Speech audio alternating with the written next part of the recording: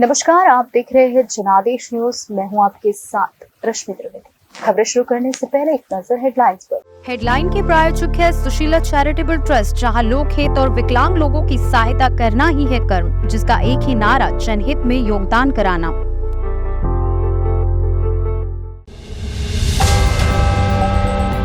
दो 2020 आंदोलन की बात अलग थी। इस बार प्रदर्शनकारी किसानों के बदनाम होने का है खतरा। लोकसभा चुनाव 2024 फतेहपुर सीकरी सीट पर बदलाव की बयार, ब्राह्मण हो सकता है बीजेपी से उम्मीदवार। जिस चौराहे से गुजरी राहुल गांधी की न्याय यात्रा, बीजेपी नेताओं ने 51 लीटर गंगाजल से धोया रास्ता। केंद्र और किसानों के बीच वार्ता चल रही है, लेकिन स्थिति तनावपूर्ण है। किसान बैरिकेड्स तोड़ने और पुलिस पर आग लगाने वाले बोरे फेंक रहे हैं, जिसके जवाब में पुलिस आंसू गैस और छर्रों वाले हथियार का इस्तेमाल कर रही है। राजनीतिक प्रभाव के लिहाज से यह दूसरा किसान आंदोलन पहले से कितना अलग हो सकता है, इसका जवाब देने के लिए हम बताते हैं आपको 2020 और 21 के किसान आंदोलन के राजनीतिक प्रभाव का संक्षिप्त मूल्यांकन। 2020 और 21 किसान आंदोलन के प्रभाव की बात कर रहे हैं। वह आंदोलन राजनीतिक चर्चाओं को प्रभावित करने में सफलता जरूर पा ली थी उसने, लेकिन चुनावी नतीजों पर इसका असर नहीं के बराबर ही पड़ा। भाजपा अकाली दल गठबंधन टूटा। उस आंदोलन ने पंजाब में भाजपा और अकाली दल के गठबंधन को तोड़ दिया, जो विपक्ष के लिए एक मजबूत राजनीतिक हथियार बन गया। आंदोलन की वजह से प्रधानमंत्री नरेंद्र मोदी की लोकप्रिय सरकार को आखिरकार हार कबूल करनी पड़ी, जो काफी दुर्लभ है। आंदोलन की ताकत इसके सरल संदेश में छिपी थी। वंचित किसान बनाम विनाशकारी कृषि सुधारों पर अड़ी सरकार। चुनाव में प्रभाव सीमित, लेकिन इसका चुनावी असर 2022 के यूपी चुनाव में सिर्फ 12 विधानसभा सीटों तक ही सीमित रहा। इन सीटों पर भी भाजपा को ही किसानों के वोट मिले।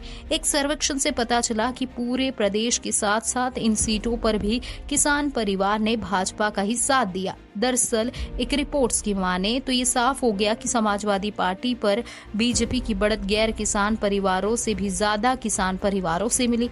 मतलब यही निकाला जा सक रहा है कि किसान आंदोलन की राजनीति चुनाव में कट्टर राष्ट्रवाद और धार्मिक आधार पर ध्रुवीकरण से अलग दिशा देने में विफल रही।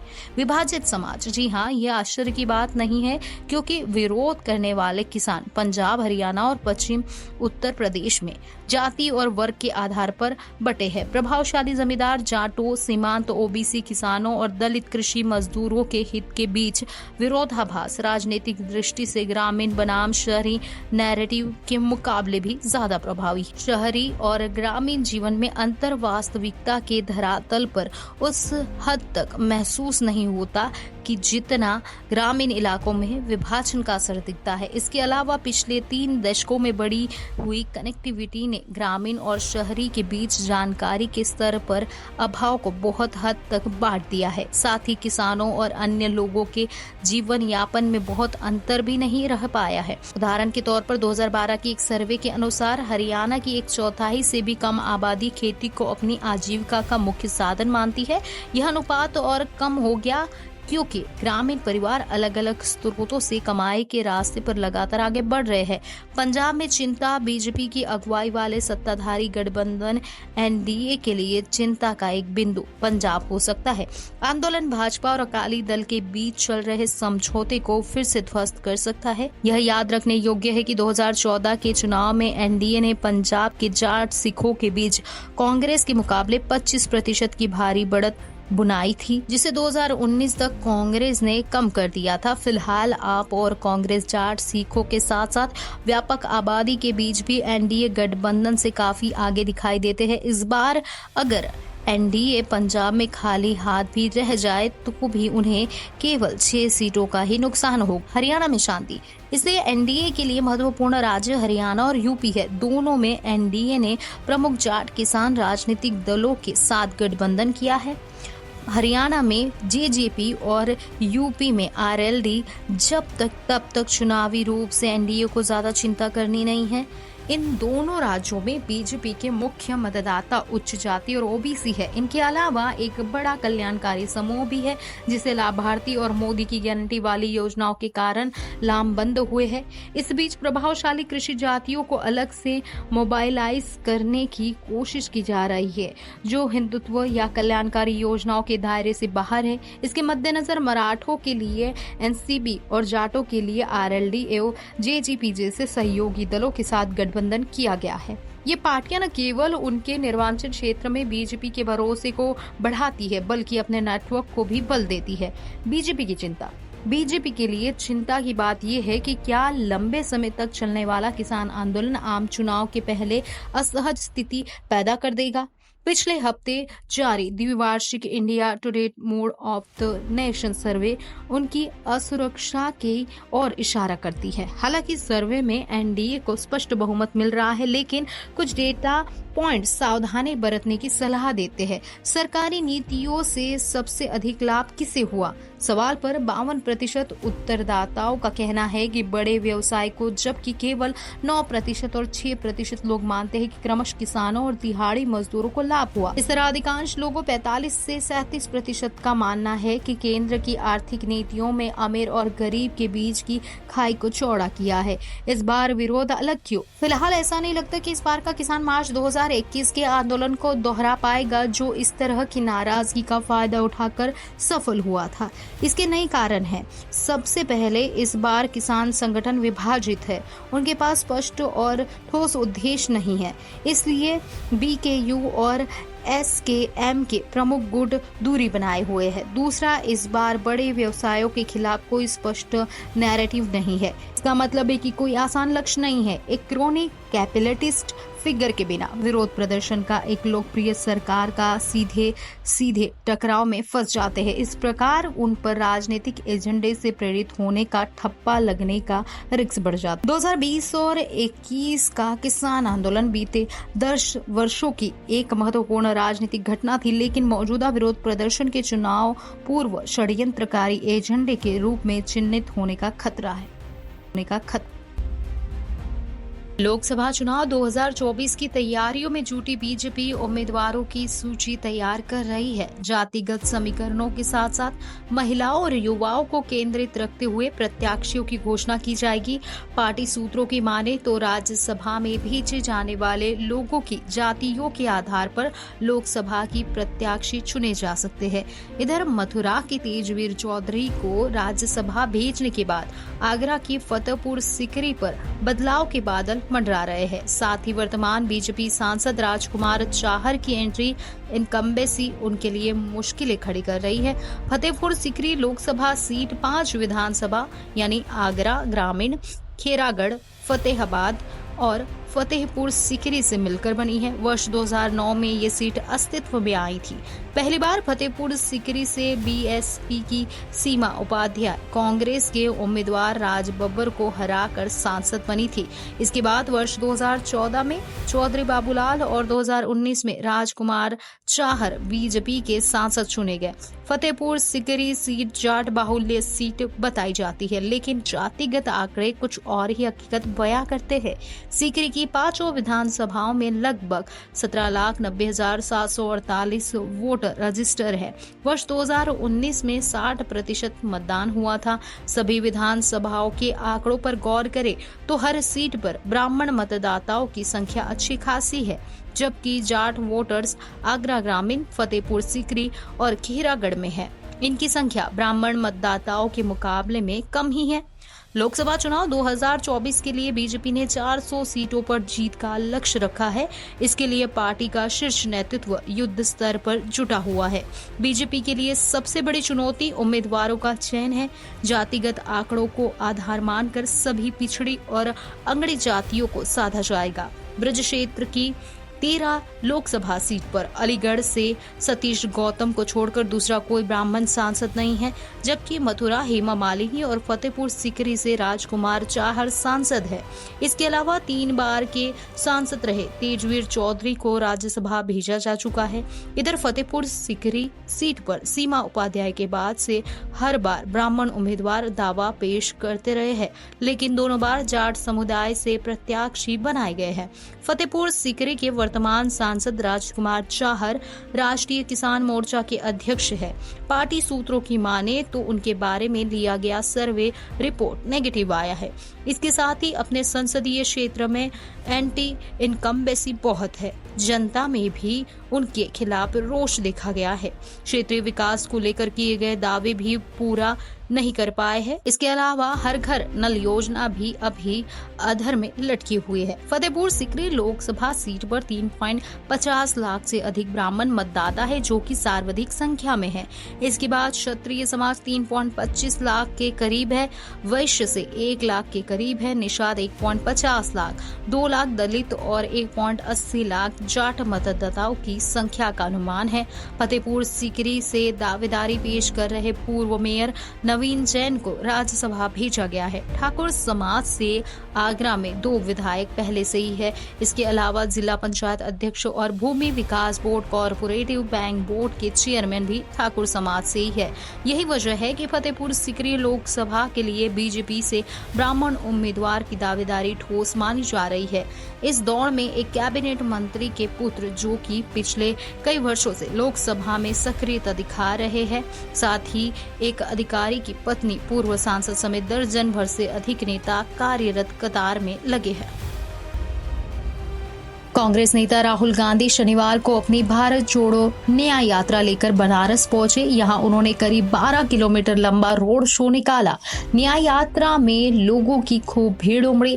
राहुल गांधी को देखने के लिए लोग उत्साह में नजर आए। इस बीच जब न्याय यात्रा गुजर गई, तब बीजेपी के कुछ कार्यकर्ताओं ने उस जगह को 51 लीटर गंगा जल से धोया और जमकर नारेबाजी की।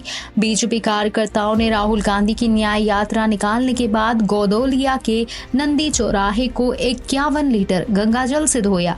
कार्यकर्ताओं का कहना है कि राहुल गांधी ने इस चौराहे को दूषित किया है। मांस खाने वाला जिसकी सनातन पर कोई आस्था ना हो, उसने यहां आकर चौराहे को दूषित किया है, लिहाजा हमने इसको 51 लीटर गंगाजल से पवित्र किया है।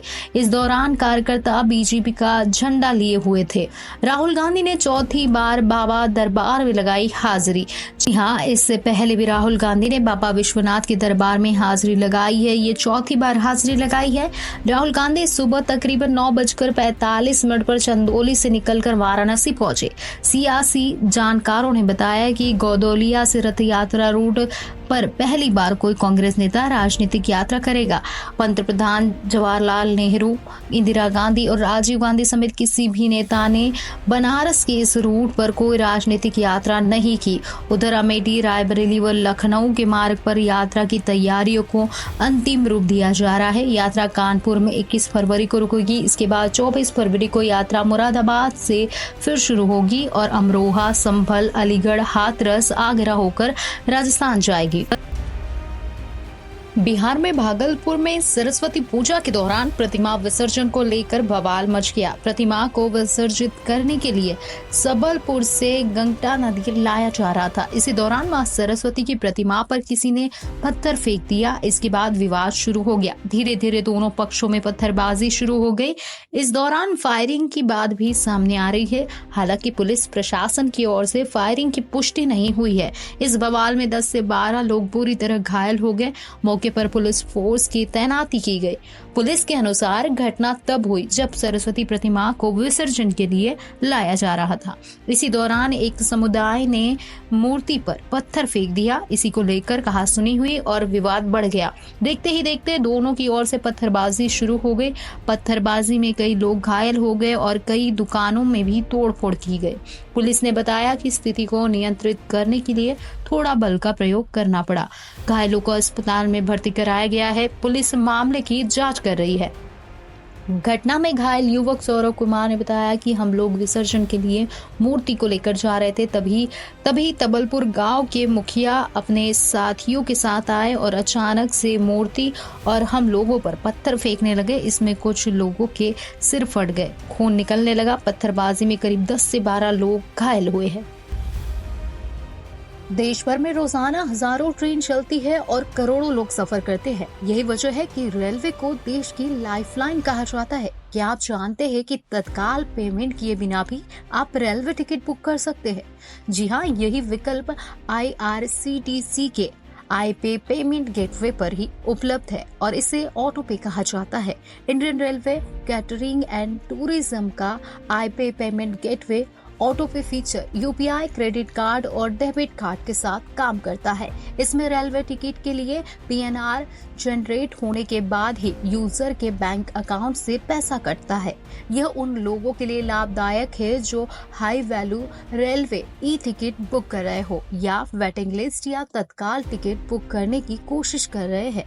IRCTC ने 2021 की शुरुआत में यह सुविधा लॉन्च की थी। IRCTC iPay के जरिए पेमेंट करने के लिए यूजर्स को अपने UPI बैंक अकाउंट के डेबिट कार्ड या फिर किसी और पेमेंट फॉर्म को इस्तेमाल के लिए परमिशन और डिटेल देनी होगी। यूजर्स IRCTC पर भविष्य में किए जाने वाले ट्रांजैक्शन के लिए भी इन डिटेल्स का इस्तेमाल कर पाएंगे। IRCTC वेबसाइट या मोबाइल ऐप से टिकट बुक करने पर IRCTC iPay के जरिए इंस्टेंट रिफंड भी मिलेगा। IRCTC के मुताबिक ऑटो पे और फैसिलिटी के लिए यूजर्स को टिकट बुक करने में सुविधा होती है और टिकट कैंसिल करने की स्थिति में रिफंड प्रक्रिया भी आसान है। इससे यूजर्स का टाइम भी बचता है। ऑटो पे उन मामलों में ज्यादा फायदेमंद है जहां यूजर्स के अकाउंट में पैसा कटने के बावजूद टिकट बुक नहीं होता है।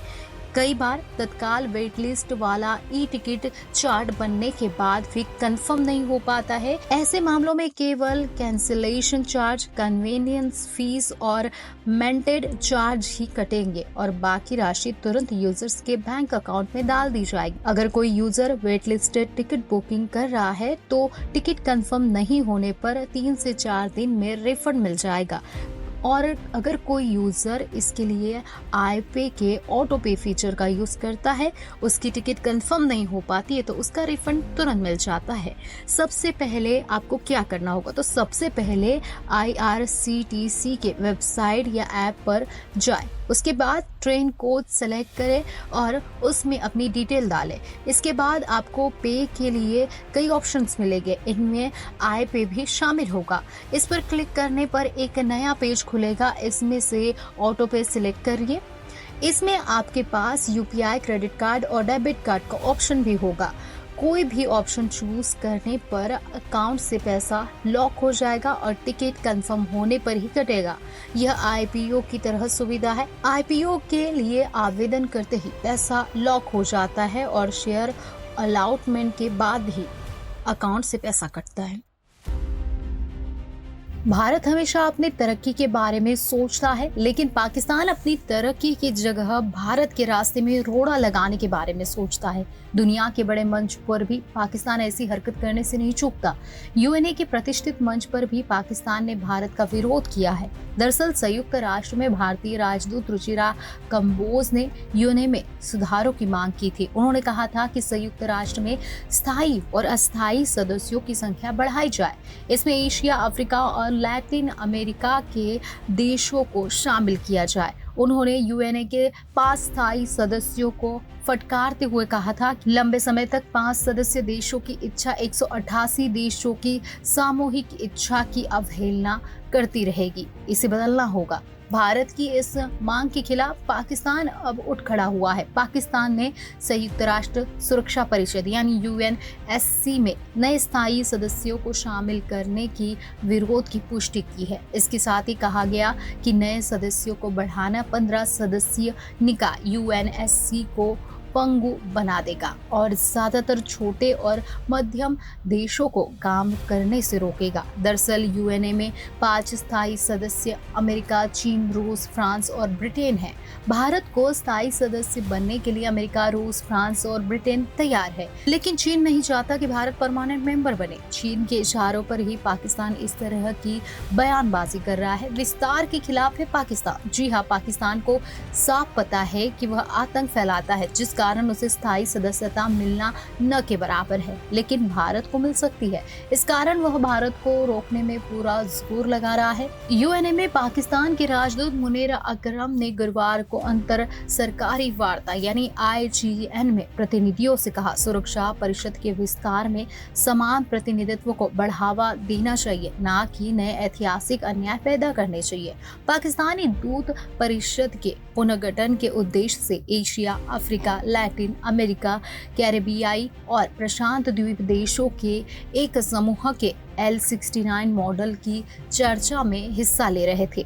पाकिस्तानी राजदूत अकरम ने कहा कि हमारी मूलभूत समस्या स्थायी सीटों का प्रस्तावित विस्तार है, क्योंकि यही सुरक्षा परिषद में गतिरोध का कारण है। उन्होंने कहा, समस्या समाधान नहीं हो सकता। भारत, ब्राजील, जर्मनी और जापान परमानेंट सीटों का विस्तार चाहते हैं। वे 6 अतिरिक्त स्थायी और 4 गैर स्थायी सदस्यों के साथ परिषद में 10 सीटों का विस्तार चाहते हैं। भारत ने शनिवार को कहा कि सभी देशों को यूएनए में समान अवसर मिलना चाहिए। उन्होंने ये भी कहा कि ग्लोबल साउथ के देशों के साथ ऐतिहासिक रूप से अन्याय किया गया है और इसे तुरंत सही करने की जरूरत है। ऐसा हर रोज नहीं होता कि आप किसी सुपरस्टार को जनरल स्टोर पर देखें, लेकिन कन्नड़ सुपरस्टार यश के मामले में बिल्कुल ऐसा ही हुआ है। KGF एक्टर को उनके फैंस प्यार से रॉकिंग स्टार के नाम से बुलाते हैं। उन्हें हाल ही में एक किराने की दुकान पर देखा गया। जनरल स्टोर पर खड़े यश की तस्वीरें सोशल मीडिया पर सामने आई और जैसे कि उम्मीद थी, ये जल्द ही वायरल भी हो गए। कहा जा रहा है कि एक्टर दर्शन के लिए मंदिर जाते समय अपनी पत्नी और एक्ट्रेस राधिका पंडित के लिए आइस कैंडी खरीद रहे थे।